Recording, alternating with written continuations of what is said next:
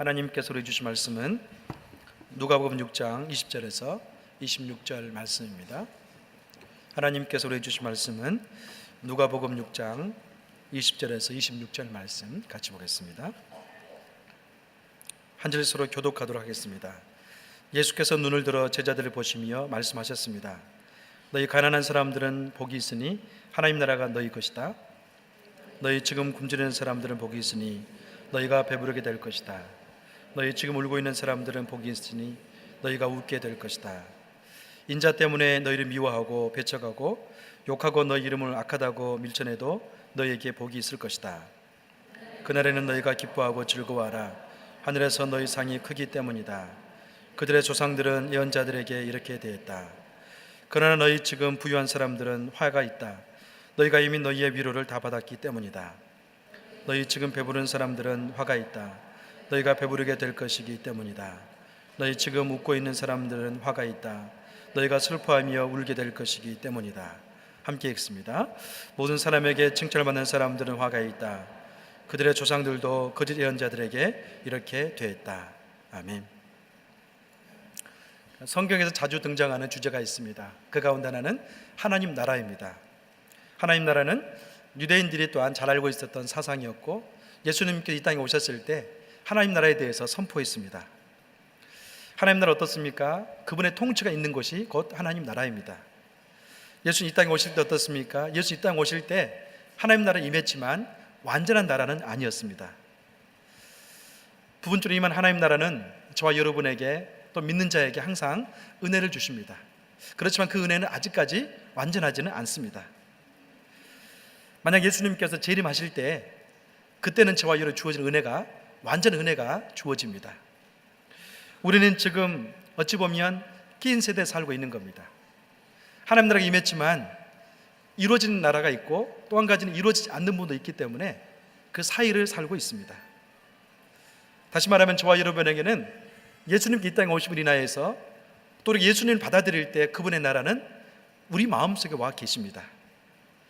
이미 와 있는 주의 나라는 어떻습니까? 우리에게 영적인 능력이 돼서 새로운 은혜를 주고 있습니다. 반면에 또 어떻습니까? 아직 이루어지지 않는 하나님 나라가 있습니다. 그 나라는 주님께서 다시 오실 때 그때만이 온전히 줄 수가 있습니다. 자, 그래서 어떻습니까? 아직도 주의 나라가 임하지 않았기 때문에 이 땅에는 사단의 유혹이 있습니다. 또 한 가지는 죄악 가운데 타락한 그분의 나라가 있기 때문에 어떻습니까? 이 세상의 유혹이 저와 여러분에게 열려 있습니다. 예수님은 12제자를 불렀습니다. 또 한 가지는 12제자를 통해서 그는 그분의 나라를 유업으로 주면서 영적인 성장에 대해서 끊임없이 말씀하고 있습니다. 또 한 가지 무엇인가요? 12명의 제자를 통해서 하나님 나라가 더 임하기를 원하는 것이 그분의 뜻입니다. 그런데 문제는요, 제자들 아직도 영적인 성숙이 이루어지지 않았다는 게 문제였습니다. 여러분, 예수님께서 밤새도록 기도한 다음에 12제자를 부르신 목적이 무엇입니까? 그 이유는 간단합니다. 그들 또한 마귀의 나라에 있었고 세속의 나라에 있었고 또 타락의 나라가 있다가 그들이 이제 예수 믿고 난 다음에 주님의 나라가 백성이 되었습니다. 그런 다음에 이제는 12명의 사람을 일꾼으로 부르셔서 그분의 나라가 더 확장됨에 있어서 쓰이고자 하는 것, 또 한 가지는 쓰고자 하는 것이 주님의 뜻이었습니다. 여러분 어떻습니까? 우리가 예수 믿은 다음에요, 저와 여러분에게 솔직한 고백은 많은 혼란과 갈등을 겪었습니다. 전에는 전혀 그냥 세상적인 가치관 가운데 잘 살았는데요, 예수 믿고 나니까 자꾸 이렇게 하늘의 가치와 땅의 가치가 혼돈을 일으키는 거예요. 구원은 은혜로 주어졌지만 영적인 성숙만큼은 끊임없이 우리의 선택을 통해서 자라는 것이 성장의 법칙입니다. 특히 세속적인 가치관을 버리고 하나님 나라의 가치로 내가 변화되기 위해서는 끊임없이 주님의 부르신 가운데 응답해야 됩니다. 그래서 오늘 본문은요, 평지 설교라고 이야기하는데 이 평지 설교를 통해서 주님은 저와 여러분에게 세 가지 측면에 있어서 중요한 영적인 도전을 주고 있습니다. 여러분, 오늘 복의 개념에 대해 이야기하고 있는데 이 복의 개념은요, 세상적인 복의 개념과 완전히 다릅니다. 이 평지 설교는 저와 여러분에게 세 가지 영적 도전을 주는데 어떤 도전을 두고 있습니까? 첫 번째는 하늘나라에 속한 모든 성도들을 위한 행위의 기준을 보여주고 있습니다. 다시 말하면 내가 주님께 속한 존재로서 이제는 어떤 가치를 가지고 살아가야 되는가, 거기에 대해서 말씀하고 있습니다. 두 번째는 하나님 나라의 영원한 가치와 또 거기에 따른 세속적인 가치가 무엇인가를 끊임없이 대조해서 보여주고 있습니다. 세 번째는 바리새인들의 피상적인 믿음을 실질적인 신앙 안에서 내면의 가치를 발견하고 살아가는 그 믿음이 중요하다는 것을 우리에게 보여줍니다. 여러분, 어느 날 예수님께서 제자들을 불렀는데요, 그 제자도 어떻습니까? 이제 주님과 더불어서 엄청난 영적인 일을 해야 될 그런 과업 가운데 있습니다. 근데 문제는 뭐냐면 이들의 가치가 아직 변화되지 않았습니다. 그래서 오늘 본문에 보면 네 가지의 복과 또 네 가지 화 이야기를 통해서 무엇을 준비해야 되는가에 대해서 이야기합니다. 첫 번째는 가난한 자와 부유한 자의 운명의 대조를 이야기하고 있습니다. 20절 말씀을 같이 한번 읽어보겠습니다. 시작. 예수께서 눈을 들어 제자를 보시며 말씀하셨습니다. 너희 가난한 사람들은 복이 있으니 하나님 나라가 너희의 것이다. 예수님 주변에는 많은 병자들과 또 고침받기 원하는 사람들이 있었습니다. 그런데요, 예수님께 눈을 들어서 누구를 봤습니까? 제자들을 바라보고 있습니다. 제자들은 자신들이 원했던 간에 적어도 그들은 어떤 존재였냐면 어떤 필요 때문에 주님이 그들을 부른 존재들이 아니었어요. 어떤 도움을 위해서 부른 존재들이 아니라 하나님 나라를 맡기기 위해서 주님께서 부른 그런 헌신된 일꾼들이었습니다. 그런데 안타까운 것은 무엇인가요? 예수님께서 공생의 기간 동안에 참 인기가 많았습니다. 가는 곳마다 귀신 떠나가고 병자들이 일어났습니다. 보지 못한 자 보게 되어지고 걷지 못한 자가 걸었습니다. 마치 영웅처럼 예수님께서 자꾸 인기가 상승되는 거예요. 자, 그래서 어떻습니까? 제자들도 부름받은 다음에 들뜬 마음이 생겼습니다. 그런데 이들은 하나님 나라의 개념에 대해서 전혀 모르고 있었어요. 주님 나라 받으면 예수님께서 인기 올라가는 것처럼 자기들도 올라가는 것처럼 여겼다는 거죠. 그래서 사복음서를 보면요, 많은 부분에 있어서 제자들에 대해서 부정적인 부분들을 묘사합니다. 이들은 주님의 나라 일꾼으로 부름받았지만 아직까지 그들의 가치관만큼은 여전히 세속적인 그런 존재들이었습니다. 마가복음 10장에 보면 그런 말씀이 있는데요, 마가복음 10장 35절과 37절 같이 한번 읽어보겠습니다. 시작. 그래서 세베대의 두 아들 야고보와 요한이 예수께 다가와 말했습니다. 선생님, 저희의 소원을 들어주시기 원합니다. 예수께서 물으셨습니다. 내가 너에게 무엇을 해주었으면 좋겠느냐? 그들이 대답했습니다. 주께서 영광의 자리에 앉으실 때 저희 중에 하나는 오른편에 하나는 왼편에 앉게 주십시오. 여러분, 같은 내용이지만 또 한 성경에서는요, 이 두 제자 있잖아요, 높은 자리를 원하고 있는데 어머니가 청탁했던 모습도 나와 있습니다. 어머니가 내 아들을 당신 영광의 자리에 있을 때 높은 자리에 앉게 해주십시오, 그렇게 이야기해요. 또 어떻습니까? 두 명의 제자는 직접 이야기합니다. 주께서 영광의 자리에 앉으실 때 저희 중에 하나는 오른편에 하나는 왼편에 앉게 해주세요, 그렇게 이야기해요. 여러분, 굉장히 이것은 예수님께서 이야기하려고 했던 이 복의 개념과 큰 차이가 있습니다. 때론 이들 가운데 로마의 속국이었기 때문에 예수님께서 그들을 독립시켜주는 메시아상을 더 그린 사람도 있었습니다. 그러나 우리 주님은요, 제자들에게 어떻습니까? 그게 아니다, 다른 가치를 선포합니다. 그때 예수님은 제자들이 본능적으로 싫어할 만한 그런 메시지를 전했습니다. 그래서 뭔가요? 가난한 자들에게 복이 있나니 하나님 나라가 너희 것이 될 것이 때문이다, 그렇게 이야기했어요. 여러분, 이들이 이 말씀을 어떻게 이해했을까요? 또 한 가지는 여러분 이 말씀을 어떻게 이해하세요? 가난한 자들은 복이 있나니 하나님 나라가 너희 것이 될 것이다. 여러분 마음 어떻습니까? 마태복음 5장 8절에 보면 심령의 가난한 자는 복이 있나니 또 그렇게 말씀합니다. 그런데요, 이 누가복음의 같은 경우는 가난한 자들에 대해서 실질적으로 피부에 와닿는 그런 가난을 이야기하고 있습니다. 적어도 두 가지를 전제하고 있습니다. 첫 번째는 하나님 나라가 도래한다는 전제하에 이 복이 선포됩니다. 여러분, 가난하다고 해서 무조건 복이 있는 것은 아닙니다. 그러나 지금 이 가난은 하나님 나라가 분명히 올 것인데, 하나님 나라를 위해서 가난해진 자가 복이 있다, 그렇게 이야기하고 있어요. 스스로 다가올 하나님 나라를 기억하면서 어떻습니까? 내 삶 속에 가난이 닥칠지라도 헌신됨을 따라가는 사람, 그 사람이 복이 있다고 이야기하고 있습니다. 복음을 전하면서 때로는 가난해질 수가 있습니다. 이웃을 섬기면서 어떻습니까? 내 돈을 써야 되고 내게 있는 많은 걸 쓸 수 있습니다. 그때 찾아오는 그 가난이 어때요? 복이 있다는 것을 우리에게 보여줍니다. 두 번째, 뭘 이야기하고 있습니까? 선한 일을 하면서도 선한 것을 공급하는 분이 하나님이지만, 때로는 우리가 선한 일 할 때 어떻습니까?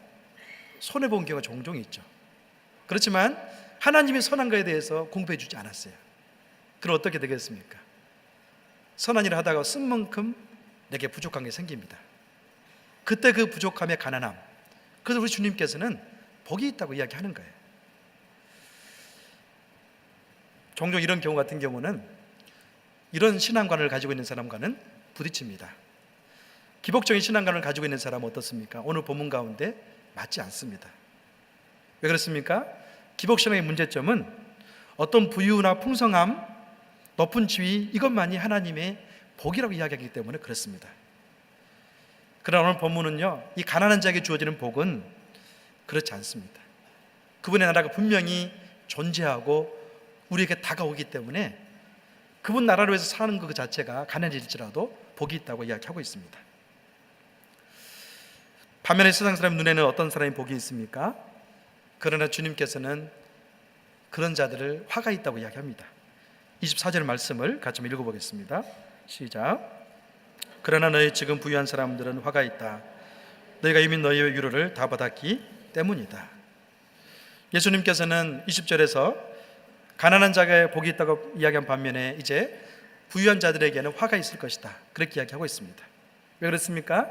이미 생전에 너희의 위로를 다 받았기 때문이다, 그렇게 이야기하고 있어요. 여러분, 여기서 부유한 사람들은 누구를 말합니까? 예수님은 부유한 사람들을 폄하하지는 않습니다. 그러나 부한 사람들의 마음의 태도를 지적하고 있습니다. 여러분, 재물은 자칫하면 저와 여러분의 마음을 완전히 빼앗아가 버립니다. 자신이 추구했던 행동이요, 재물에 빠져 있는 사람은 돈만이 가능하다는 것을 주장하면서 살아갑니다. 재물을 통해 자기의 성취감을 드러내고, 또 어떻습니까? 재물을 통해서 자기의 궁극적인 게 이루어진다는 것을 잘못 생각하고 있어요. 자, 그러면서 어떻습니까? 세상 사람들은 재물에 절대적인 가치를 주면서 하나님을 상대적인 가치로 몰아내 버립니다. 때로는 성도 같은 경우는 어떻습니까? 절대적인 재물의 가치를 추구하면서 하나님이 절대적인데 하나님이 상대적인 가치로 내몰아가는 성도들이 많이 있습니다. 그러면서 이들은 철저히 보이는 상이 전부인 것처럼 여기면서 어떻습니까? 하나님을 찾지 않는다, 그 마음의 태도를 지금 지적하고 있습니다. 그래서 바울은 어떻습니까? 재물에 대해서 그런 경고를 하고 있습니다. 딘전 6장 말씀 같이 한번 읽어보겠습니다. 시작. 부자가 되길 원하는 사람들은 유혹과 올무에 여러 가지 어리석고 해로운 욕심에 떨어지고 만다. 이런 것들은 사람을 파멸과 멸망에 빠지게 한다. 돈을 사랑하는 것은 모든 악의 뿌리다. 돈을 사모한 어떤 사람들은 믿음에서 떠나 많은 고통으로 자기를 찔렀다. 돈은요, 능력이 있습니다. 돈은 능력이 있어서 돈에 빠져 있는 사람을 어떻습니까? 좋지 않은 의미에서 인격적인 파괴를 가져옵니다. 그래서 돈을 너무 사랑하는 사람 보면요, 인격적으로 파괴되어 있어요. 사랑의 질서가 무너져 있습니다. 하나님을 사랑하고 사람을 사랑하고 동물을 사랑하고 또 어떻습니까? 광물을 사랑해야 되는데 돈을 사랑하는 사람 보면요, 사람도 사랑하지 않습니다. 더더욱 하나님도 사랑하지 않습니다. 광물을 사랑합니다. 자기 이익된 것을, 돈을 사랑하는 것을 볼 수 있어요. 여러분, 실상은 이스라엘의 초대 왕이었던 사울 왕 같은 경우도 어떻습니까? 변치 않는 세속적인 가치 때문에 그런 왕권을 내려놓는 그런 처참한 신세가 되고 말았습니다. 하나님께서 브레스가 싸움을 명할 때 어떻습니까? 사울에게 분명히 이야기했습니다. 모든 가축들을 다 죽여라 했는데 사울 같은 경우는 토실토실한 가축들은 죽이지 않았어요. 그 마음속에 어떤 마음이 있었을까요? 토실토실에 대한 가치가 있었다는 거죠. 결국 그것 때문에 그는 어떻습니까? 부유한 마음 때문에 그 가축들을 죽이지 아니함으로 인해서 하나님 멀어지는 케이스입니다. 여러분, 여기서 중요한 것은 부자라고 해서 그런 것이 아닙니다. 예수 믿는 성도가 어떻습니까? 가난한 심령의 가치를 알고 난 다음에 그 부유를 컨트롤할 수 있는 사람은 복된 사람입니다. 그러나 부유함 때문에 어떻습니까? 그 심령이 높아지고 교만해지면 하나님 그 심령을 싫어한다는 거예요. 어떤 사람 부유함을 통해서 도리어 심령이 가난한 사람이 있습니다. 이 부유함을 통해서 더 선교하기 원하는 사람이 있고, 또 이 부유를 통해서 어떻습니까? 이웃을 섬기기 위해서 헌신하는 사람들이 많이 있습니다. 우리 가운데 유명한 선교사가 있었죠. 에콰도르의 아쿠아족에 순교당한 짐 엘리엇이라는 선교사가 있었습니다. 그는 그들에게 순교를 당하면서 그런 유명한 말을 남겼습니다. 영원한 것을 얻으려고 영원하지 않는 것을 버릴 줄 아는 사람은 결코 바보가 아니다. 무엇을 이야기합니까? 영원한 가치를 얻기 위해서 이 땅에 썩어 없어질 것을 희생할 줄 아는 사람은 참된 복을 받은 자다. 그 말을 하고 있는 거예요. 사랑하는 여러분, 여기서 중요한 것은 어떤 거냐면 세상의 부와 하나님의 그 부 가치 가운데 끊임없이 충돌이 일어나고 있는데 여러분은 어느 쪽에 더 점수를 주고 있느냐? 그것이 참된 가치입니다. 우리 크리스찬들은 복은 소유에 있지 않습니다. 여러분, 우리의 복은 어떻습니까? 지금 우리가 가지고 있는 것이 아니라 주님과 더불어서 가난함이 있을지라도 함께 동거하는 것, 그게 바로 복입니다. 그래서 오늘 본문은 그렇게 이야기합니다. 가난한 자는 복이 있나니 천국이 저희 것입니다. 그렇게 선포하고 있습니다. 여러분, 누가복음 16장에 보면 재밌는 장면이 나옵니다. 부자와 거지 나사로의 장면이 나옵니다. 이 16장의 말씀 묵상하면서 여러분 마음 어떻습니까? 진짜로 이런 상황이 벌어질까요? 부자라는 사람이 있었습니다. 그는 이 땅을 살 때 호의호식했습니다. 그러나 그는 하나님 말씀에 대한 경계심이 없었습니다.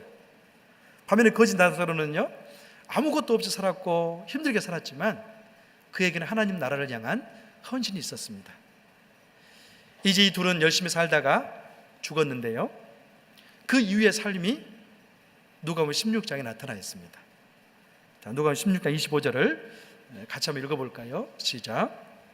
그러자 아브라함이 대답했다. 얘야, 내가 살아있을 때 기억해 보아라. 내가 온갖 좋은 것을 다 받는 동안 나사로는 온갖 나쁜 것만 다 겪었다. 그러나 지금은 그가 여기서 위로를 받고 너는 고통을 받는다. 여러분, 이 말씀은 굉장히 저와 여러분에게 오늘 우리가 읽었던 누가복음 6장 20절이 천국에서 이루어지는 것을 보여주고 있습니다. 나사로 이 땅에 있을 때 어떻습니까? 가난한 심령으로 주님을 섬기면서 헌신의 삶을 살았습니다. 그러나 이 부유한 자는 그렇지 않았습니다. 하나님 기억하지 않았고 자기를 위해서 재물을 쌓았고 즐기면서 살았습니다. 천국에 가봤더니 완전히 뒤바뀌어 있습니다. 여러분, 저는 이것이 하나님의 공의라고 생각합니다. 하나님의 공의는 무엇입니까? 그분의 뜻에 따라서 순종하고 헌신할 때 때로는 고난이 있고 연약함이 있을지라도 그분의 나라에 가면 그분이 갚는다는 거예요. 가난한 자에게는 어떻습니까? 주님의 위로가 있습니다. 자, 두 번째로 이야기하고 있는 것은 무엇이냐면 굶주린 자와 배부른 자와 또 우는 자와 웃는 자에 대해서 대조하고 있습니다. 21절 말씀 같이 읽어보겠습니다. 시작. 너희 지금 굶주린 사람들은 복이 있으니 너희가 배부르게 될 것이다. 너희 지금 울고 있는 사람들은 복이 있으니 너희가 웃게 될 것이다. 예수님은 제자들에게 굶주린 자에게 복이 있나니 너희가 배부르게 될 것이고 울고 있는 자는 복이 있나니 너희가 웃게 될 것이다. 그렇게 이야기하고 있습니다. 이 말씀도 어찌 보면 저와 여러분을 받아들이기 굉장히 힘든 말씀일 수가 있습니다. 여러분, 여기서 굶주리다는 것은 무엇을 의미합니까? 가난으로 인한 배고픔을 의미합니다. 그리스도를 선택했기 때문에 어때요? 그리스도를 선택했기 때문에 저와 여러분 인생 가운데는 굶주림이 올 수가 있다는 거죠. 또 다른 어떤 겁니까? 그리스도의 뜻을 따라서 선을 행하다 보니까 굶주림 또한 있을 수 있다는 거예요. 거기서 또 뭐가 있습니까? 굶주림 속에 울음도 있을 수가 있습니다. 그러나 예수님은요, 그렇게 하나님 나라를 위해서 때로는 굶주릴 줄 알고 우는 자가 복이 있다고 이야기하고 있습니다. 의에 줄이고 목마른 자가 복이 있다고 이야기하고 있어요. 여러분, 우는 자가 또 있는데요, 이 우는 자가 무엇 때문에 우는 자입니까? 이 세상에 만연해 있는 죄악의 고통을 보면서 우는 자가 복이 있다고 이야기하고 있습니다. 예수님께서도 공생애 동안에 3번의 우는 기억이 있습니다. 그 가운데 한 가지는 뭐냐면, 우리 예수님은 예루살렘 성전을 보면서 울었습니다. 왜 울었습니까? 하나님께 예루살렘 성전을 하나님 향해서 예배를 드리고 또 예배 기쁨과 감격이 있을 그런 교제와 축복의 장소였는데, 이들은 더 이상 그 장소를 세속적인 그런 돈이 거래되어지는 장소로 타락시키고 말았어요. 여러분, 그 관계가 뭐지? 예수님은 성전을 바라보면서 우는 자의 모습을 보여줍니다. 예수님께서는 지금 사랑하는 제자들 불렀는데요, 세상의 화려함을 보여주기 위해서 부른 것이 아니라 어찌 보면 그분과 더불어서 함께 울고 함께 굶주리도록 불렀다고 이야기하고 있습니다. 사랑하는 여러분, 여러분 마음속에 또 제 마음속에 주님의 그 제자로 부름받았는데 어떻습니까? 배고픔이 있습니까? 또 한 가지는 울음이 있습니까? 어떤 분이 그런 이야기를 하더라고요. 지금 우리 한국교회는 우려할 때입니다. 그런 이야기 하는 거예요. 그분은 나이가 드셨어요. 은퇴한 분이세요. 그분에겐 보인 게 있는 거예요. 뭐가 보입니까? 70년대, 80년대, 90년대 한국교회 안에 영적 부흥의 시가 보였던 거예요. 거기에 비하면 지금은 너무나 부흥의 시대가 아니라 이제 교회 성장이 멈춰가고 있고 또 많은 분들이 기도의 능력을 잃어버리고 있고, 그렇기 때문에 또 선교가 어떻습니까? 선교가 자꾸 이렇게 줄어들기 때문에 그 광경을 보면서 한국교회는 우려할 때다, 그렇게 이야기하고 있어요. 여러분, 지금은 느껴지지 않지만 그분의 이야기를 빌자면 한 10년 후에는 한국교회 성도들이 자꾸 늘지 않고 또 빠져나가는 것을 현격하게 줄어진 숫자를 알 수 있을 것이다, 그렇게 얘기하고 있습니다. 그런 의미에서 참된 복 있는 사람은 누구입니까? 그분의 의를 위해서 우는 자가 복이 있다고 이야기하고 있습니다. 예수님께서는 부활 승천하실 때 예루살렘에서 그를 공중에서 이렇게 떠나보는 자들에게 이야기했습니다. 무엇을 이야기했습니까? 자녀들을 위해서 울라고 이야기했습니다. 여러분, 자녀들을 위해서 울고 계십니까? 현대 교육으로는 자녀들이 더 이상 소망이 없잖아요. 정말 그들 안에 하나님을 향한 믿음이 있고 영적인 그런 두려움이 있고 하나님 신앙이 성장할 수 있도록 우는 그런 세대가 되었다는 거죠. 여러분, 사복음서에 보면, 마태복음에 보면 시몬과 안나라는 여인이 나옵니다. 이들은 구약과 신약의 400년 동안 암흑기를 거쳐서 예수님이 탄생할 때 예언의 말씀 붙들고 기도했던 여인들이었습니다. 이들 마음속에 뭐가 있었습니까? 하나님 나라를 향한 굶주림이 있었습니다. 더 이상 그 민족들이 죄 가운데 흩어지고 고통 가운데 있을 때 시몬과 안나는요, 하나님을 향해서 우는 자였어요. 당신 약속했던 메시아를 이 땅에 보내주셔서 이 민족을 회복시켜 주십시오, 그렇게 우는 자였습니다. 결국에는 이들이 우는 자의 그런 삶의 마지막 부분에 예수님이 오셨습니다. 그런 다음에 어떻습니까? 예수님을 찬양하는 모습을 보여주고 있습니다. 사랑하는 여러분, 지금 주님의 제자로 부름받은 이들은 하나님 나라를 위해서 배고픔과 우는 그런 삶에 대해서 초청받고 있습니다. 왜 이들에게 복이 있다고 이야기합니까? 주님이 살아계시기 때문에 그렇습니다. 반면에 25절 말씀 보면 웃는 자는 화가 있고 또 배부른 자가 화가 있다고 이야기합니다. 25절을 좀 더 읽어보겠습니다. 시작. 너희 지금 배부른 사람들은 화가 있다. 너희가 굶주리게 될 것이기 때문이다. 너희 지금 웃고 있는 사람들은 화가 있다. 너희가 슬퍼하며 울게 될 것이기 때문이다. 예수님은 이 세상에 지금 배부른 자에게 화가 있고 또 굶주릴 것을 이야기하고 웃는 자에게 화가 있고 울 때가 있을 것이라고 이야기하고 있습니다. 이들 어떻습니까? 지금 자기 만족과 자기 한계에 취해서 배부른 사람들이고 또 웃고 있는 사람들입니다. 예수님 당시에 늘 예수님을 핍박하기 어렵게 했던 사람들이 있는데 그가 바로 바리새인들이었습니다. 바리새인들은요, 한결같이 자기의 그 직위 안에서 배부른 사람들이었습니다. 또 한 가지는 웃는 사람들이었습니다. 부유한 사람들이었습니다. 그런데 이들에게 필요했던 건 무엇이었습니까? 예수님을 받아들인 거였는데 그들의 부유함과 이 웃는 모습은 예수님마저도 거절하는 그런 순간으로 갔습니다. 이제 마지막으로 예수님은 내 이름 때문에 핍박을 당하는 자가 복이 있다고 말씀합니다. 22절, 23절 같이 읽습니다. 시작. 인자 때문에 너희를 미워하고 배척하고 욕하고 너 이름을 악하다고 밀쳐내도 너에게 복이 있을 것이다. 그날에는 너희가 기뻐하고 즐거워하라. 하늘에서 너희 상이 크기 때문이다. 그들의 조상들도 예언자들에게 이렇게 되었다. 사람들은 자신들이 증오하는 사람들에게 둘러있을 때 어떻습니까? 이 증오하는 사람들에 둘러있기 때문에 자신이 복받은 존재라는 것을 인식하지 못합니다. 지금 이들은 어떻습니까? 여기 말씀 보니까 인자 때문에 너희를 미워하고 배척하고 욕하고 너희 이름을 악하다고 밀쳐내어도 복이 있다, 그렇게 되어 있습니다. 앞면에 보면 어떻습니까? 미움을 당하고 있고 배척을 당하고 있고 서름을 당하고 있습니다. 그리고 후반절 보니까 그래도 너희는 복이 있다, 그렇게 이야기하고 있어요. 예수님께서는 자기를 따르다가 자기 이름 때문에, 예수님 이름 때문에 고난당한 사람들에 대해서 이야기하고 있습니다. 여러분, 때로는 우리가 주님 때문에 어떻습니까? 고난 많이 당하시죠. 핍박을 당할 때도 있습니다. 한국 상황 가운데 핍박이 없지만 선교지에 편지를 읽다 보면 예수님 때문에 많은 고난 가운데 들어가 있는 사람들 많습니다. 예수님 때문에 더 이상 부모를 만날 수 없는 사람도 종종 있습니다. 그러나 어떻습니까? 그 안에 예수님이 계시고 예수님 때문에 당하는 고난이기 때문에 얼마든지 즐거워할 수 있다는 것을 우리에게 보여주고 있습니다.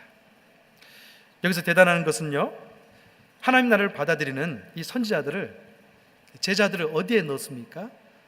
이 제자들을 선지자들의 대열 가운데 놓고 있다는 거예요. 23절을 제가 한 번 더 읽어보겠습니다. 그날에는 너희가 기뻐하고 즐거워하라. 하늘에서 너희 상이 크기 때문이다. 그들의 조상들도 예언자들에게 이렇게 되었다. 여러분 어떻습니까? 이들의 조상이었던 선자들도 이런 대우를 받았다는 거예요. 그렇죠. 이들은 즐거움 가운데 하나님 복을 누렸던 사람이었습니다.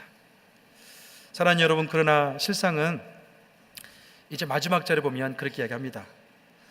세상에 비유를 맞추면서 살아가는 사람은 복이 있지 않다고 이야기합니다. 26절 마지막으로 같이 읽어보겠습니다. 시작. 모든 사람에게 칭찬받는 사람들은 화가 있다. 그들의 조상들도 거짓 예언들에게 이렇게 되었다. 26절 말씀 같은 경우는 참 이해가 잘 되지 않습니다. 모든 사람에게 칭찬받는 사람, 왜 복이 있지 않습니까? 복이 있는 사람이죠. 그러나 구약시대 보면요, 모든 사람들이 인기가 있었던 사람이 있었습니다. 그들은 바로 거짓 선지자들이었습니다. 역사적으로 보면 하나님께서는 이스라엘 백성들이 죄를 범했기 때문에 예루살렘 성전의 멸망을 이야기했습니다. 그때요, 거짓 선지자들은 이스라엘 백성들을 그렇게 예언을 했어요. 무슨 말이냐? 이 예루살렘 성전은 하나님 약속이 있기 때문에 절대로 망하지 않는다, 그렇게 얘기했습니다. 또 한 가지가 있습니다. 하나님께서 이스라엘 백성들을 바벨론 포로로 끌고 갈 것이다, 그렇게 얘기했는데요, 또 거짓 선자들은 또 무슨 말이냐, 우리가 선민이 아니냐, 우리는 결코 이방 민족 가운데 노예로 끌려가지 않는다, 그렇게 예언했어요. 자, 어떻습니까? 이들은 거짓 예언으로 말미암아 두려움 가운데 있었던 이스라엘 백성들에게 인기를 많이 얻었습니다. 그러나 세상은 역사가 시간이 지나가면서 어떻습니까? 실제적으로 예루살렘의 그 파괴와 바벨론 포로 기간이 분명히 있었어요. 여러분, 모든 사람의 인기를 얻기 위해서는 어떻게 살면 좋겠습니까? 가문이설로 만나는 사람마다 충돌 없이 좋은 것만 이야기해주면 대우를 받을 수 있어요. 여기 가서는 이 원칙을 파괴합니다. 또 어떻습니까? 저기 가서는 또 저 원칙을 파괴합니다. 다시 말하면 하나님 말씀은 분명히 저와 여러분에게 영적인 말씀에 대한 기준이 있는데 그 기준을 잃어버리고 타협하며 사는 사람들에게는 인기가 있는 것처럼 여겨지지만 화가 있을 것이다, 그렇게 이야기하고 있습니다. 사랑하는 성도 여러분, 이 땅은 저와 여러분이 살아갈 때 어떤 곳인가요? 거슬러서 살아가야 할 곳입니다. 이 땅이 하나님 복음을 환영하지 않습니다. 왜 그렇습니까? 이 땅은요, 철저하게 타락한 인생의 본성 가운데 지어진 세상이기 때문에 저와 여러분을 거절합니다. 우리가 만약 육으로 산다면 이 세상은 우리를 환영할 것입니다. 그럼 우리가 하나님 말씀 가운데 더 거룩게 해주고 하나님 말씀 가운데 더 성실히 살기 원한다면 이 땅은 저와 여러분을 끊임없이 시험에 들게 하고 거절하는 그런 세상입니다. 그래서 우리는 어떻습니까? 모든 사람의 칭찬받기보다는 참된 진리 안에서 내가 거절을 당할지라도 자유를 누리는 그런 삶이 우리에게 있습니다. 여러분, 신앙생활하면서 누리게 될 참된 복은 무엇일까요? 저는 그것은 자유라고 생각합니다.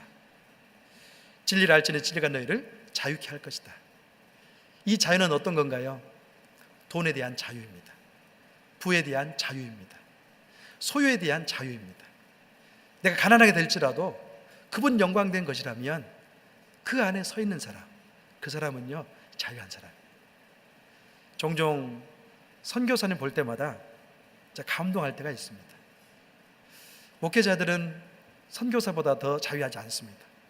저 개인적인 고백입니다. 선교사님들은요 정말 대책이 없는 사람들이에요. 한번 생각해 보세요. 열심히 현장 가서 사역하고 난 다음에 돌아오면 어떻게 해요? 아무 대책이 없어요.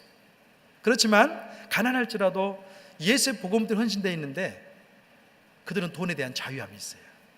행복한 사람들이더라고요. 여러분의 주 안에서 가난하면 어떻습니까? 주 안에서 가난할수록 저와 여러분은 더 자유인이 됩니다. 두 번째는 무엇인가요?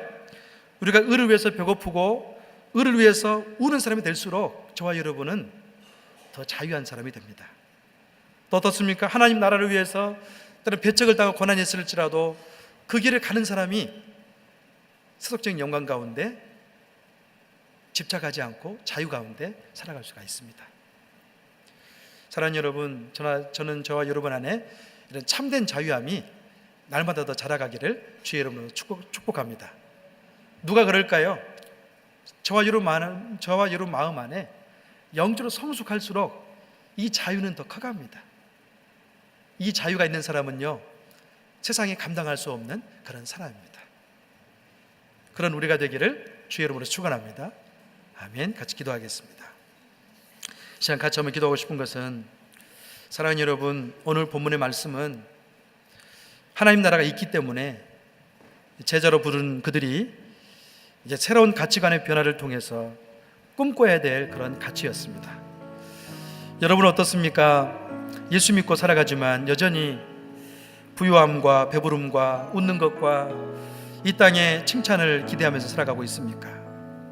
그러나 실상은 참된 자유는 거기에 있지 않습니다. 가난하면서도 하나님 나라를 볼 줄 아는 사람, 의를 위해 배고픔과 의를 위해 울 줄 아는 사람, 하나님 나라를 위해서 고통과 고난을 기꺼이 받을 줄 아는 사람에게 주께서 주신 참된 자유함이 있습니다. 주여, 나도 이 자유를 통해서 주님의 생명의 능력으로 살아갈 수 있도록 도와주시옵소서. 시간 같이 한번 기도하겠습니다.